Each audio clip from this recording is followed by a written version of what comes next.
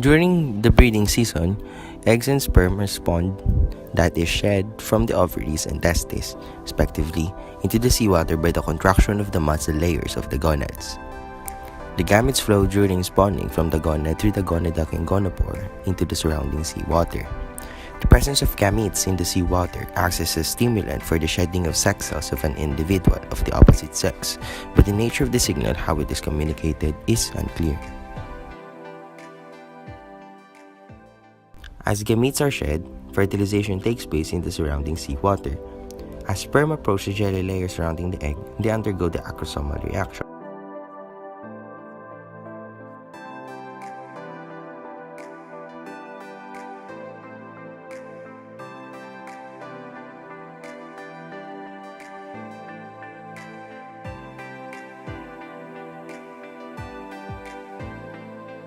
Fusion of the egg and sperm initiates the cortical reaction.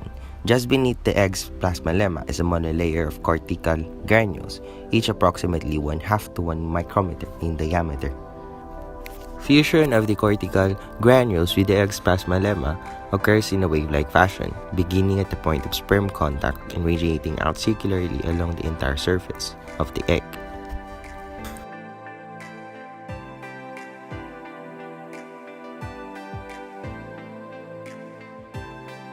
As fusion occurs between the cortical granules and the egg's plasmalemma, the contents of each cortical granule are expelled by exocytosis into the space between the egg's plasmalemma and the enclosing vitelline envelope.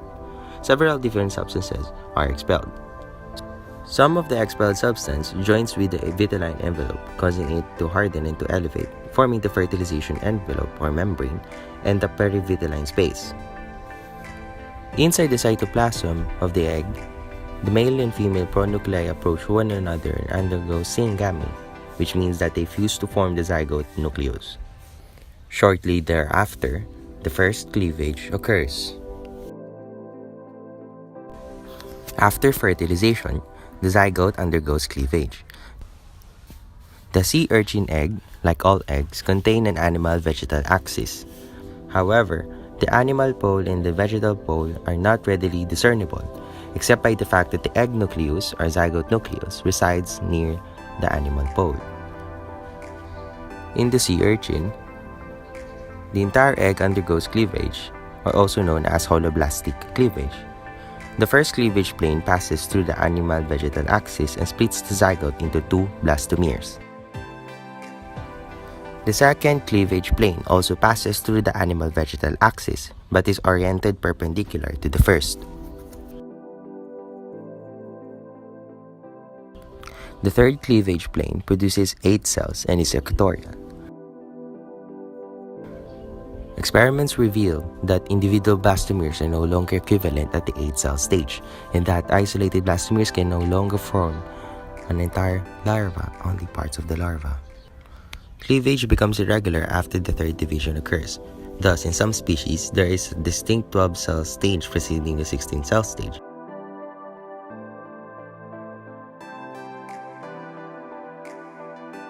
When the fourth cleavage is fully completed, 3 tiers for a total of 16 cells are established.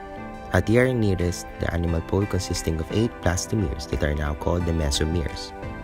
A tier nearest the vegetal pole consisting of 4 smaller blastomeres that are now called the micromeres, and a tier in between consisting of 4 larger blastomeres that are now called the macromeres.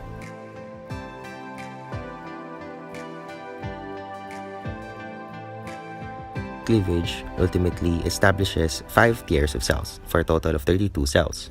The 8 mesomeres in the animal hemisphere divide to form 2 tiers of 8 cells each. The upper tier of 8 cells are now called the AN sub 1 blastomeres, and the lower tier of 8 cells are now called the AN sub 2 blastomeres. The 4 macromeres divide longitudinally to form 1 tier of 8 blastomeres, all of which are still called macromeres. The 4 micromeres divide to form 2 tiers of 4 cells each. The upper tier of cells are called the large macromeres, and the lower tier of cells nearest the vegetal pole are called the small micromeres. The sea urchin embryo between 32 and 64 cell stage can be called a morula, that is, a ball of blastomeres. The sixth cleavage ultimately produces 60 cells, not as the expected 64, because the 4 small micromeres, unlike all other blastomeres of the 32-cell stage embryo, do not divide during this cleavage cycle. During subsequent cleavages, blastomeres become arranged around the central cavity called the blastocele, and the developing embryo at this stage is called the blastula.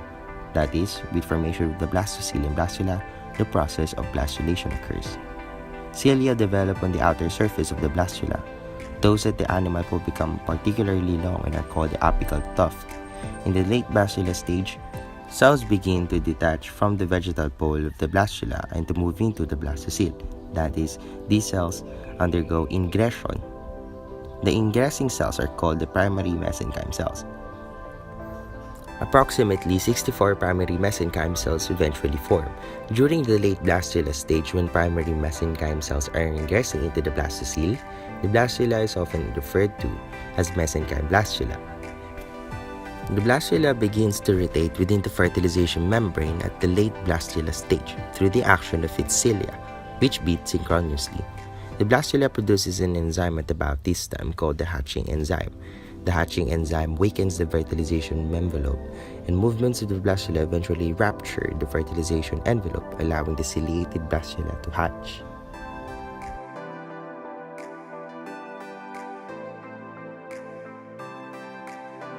These are the processes of gastrulation in typical sea urchin. Gastrulation is the most prominent morphogenetic event in early development, resulting to formation of 3 germ layers, the ectoderm, the mesoderm, and the endoderm. In sea urchins, it has 2 distinct phases, the primary invagination and the secondary invagination. Hatching blastula stage. Embryos are composed of monolayered epithelium and spherical in shape.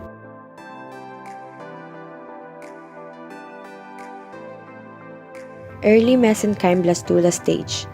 The vegetal plate thickens. A small number of primary mesenchyme cells appear in the blastocele.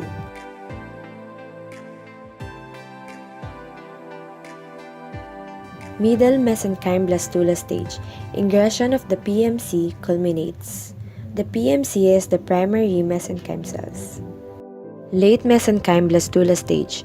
Most PMC have entered the blastocele.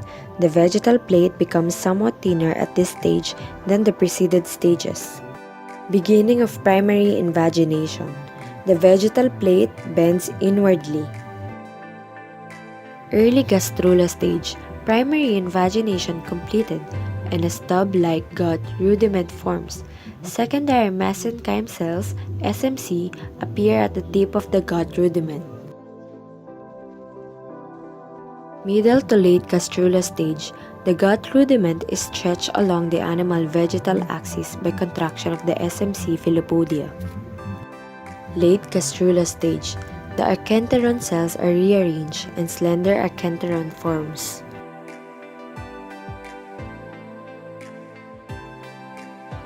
Early prism stage. Recruitment of the archenteron cells continues as the ectodermal layer expands.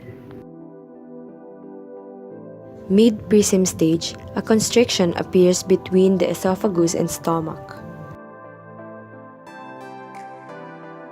Late prism stage, late recruitment of the endodermal cells are completed. The cells that had invaginated by the end of the secondary invagination occupy the esophagus and the anterior half of the stomach.